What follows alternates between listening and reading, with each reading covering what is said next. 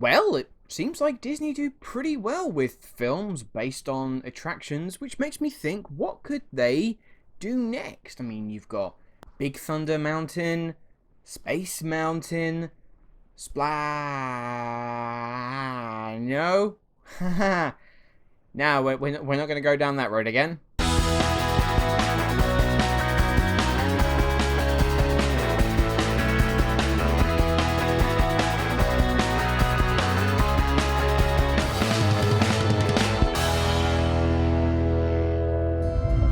There is a legend in the jungles of the Amazon of a tree that heals all. It could change the world, but if it gets into the wrong hands, it could awaken a great evil.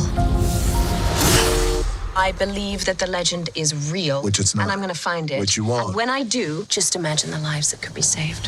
How's it going, guys? Welcome back to my channel and time for another episode of Luke's Reviews. On today's video, well, Disney have come sailing into cinemas and also on Disney Plus's Premier Access service with a much anticipated adventure film that is based on a beloved attraction from their theme parks, Jungle Cruise. Dwayne Johnson and Emily Blunt headline a good old-fashioned adventure as Blunt's precocious scientist hires Johnson's skipper to escort her and her wimpy brother to find a magical petal known in legend to cure all known ailments. Along the way, they must fend off against a nefarious German prince, cursed conquistadors, and Mother Nature herself. It feels like forever since we last had a proper adventure film, or a good one at least, on our hands. The adventure genre, if done right, can provide some of the most exciting cinematic escapades imaginable.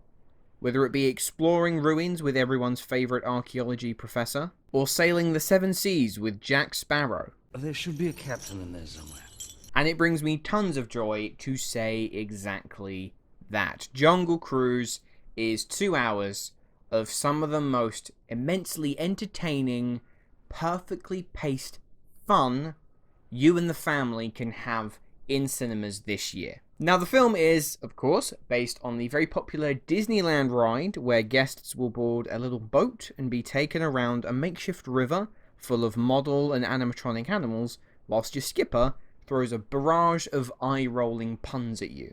Hardly the most appealing prospects for a $200 million summer blockbuster from Disney, but hey, Disney being Disney, they managed to pull it off. There is still more than a wink and a nod to the right. Dwayne Johnson, you can tell, is having an absolute blast, spouting off these dad jokes that will have you wincing at how painful some of them are, but at the same time, it has this infectious spirit about it that you at least smile through the pain.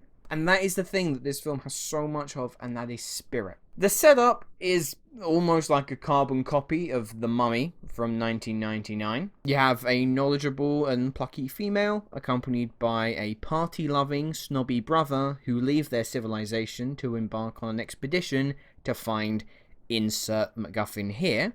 And along the way they meet a brutish, rugged chap who just so happens to provide exactly what they need, and away the journey goes. There's plenty of gigantic set pieces sailing across the river, impressive VFX, a terrific score from James Newton Howard, but also I was so pleased to see that they actually use practical sets too. That's something that really speaks to me. I just get more of a kick out of a film if I notice that. Dwayne Johnson remains his usual charismatic self. Yeah, there isn't a great deal of characterization from him, but he remains this enigma that he can just get away with it. Emily Blunt, no surprises here, remains one of the most versatile and best stars that we have working today. Her back and forth with Dwayne Johnson actually proved to be one of the film's best components.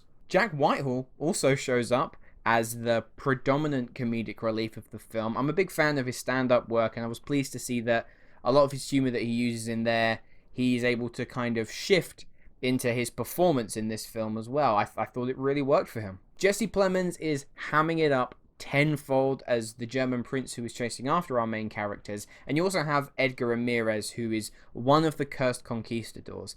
And I like the design of these characters. I couldn't help but feel, though, that they were a little bit squandered. And speaking of those characters in particular, that's where we kind of get onto some of my negatives of the film, of which they are very CGI heavy.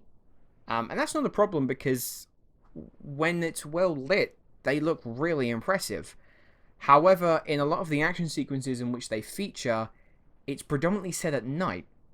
And I don't think that the CGI was strong enough that I could still tell what was happening when you've just got CGI squiggles going across the screen. It did become pretty difficult to comprehend what was actually happening. I also don't think I'm treading on anyone's toes here when I say that the film itself isn't that original. It's a very predictable story, and you can see how we're going to get from A to B to C. Very little of the twists are actually that surprising. So yeah, I mean, it's not going for originality, nor should it have to, but it does kind of take away just a little bit when you kind of just know how everything is going to unfold. Personally, I wouldn't dwell on the negatives all that much, because on the whole, Jungle Cruise is entertaining from start to finish. It promises to take you on a wild ride through the Amazon, and it does exactly that. It's got fantastic direction from Collet-Serra in delivering a throwback to a genre that I love so much, as well as a more than game cast, and that makes this a film I definitely recommend checking out. I'm going to give Jungle Cruise a very high 7.5 out of 10. Anyway guys, those were my thoughts on Jungle Cruise. Let me know, have you had a chance to see the film yet? What did you think? Leave your thoughts in the comments below. And my question to you, I would like to know, what ride from any Disney theme park would you like to see become the basis for their next big film?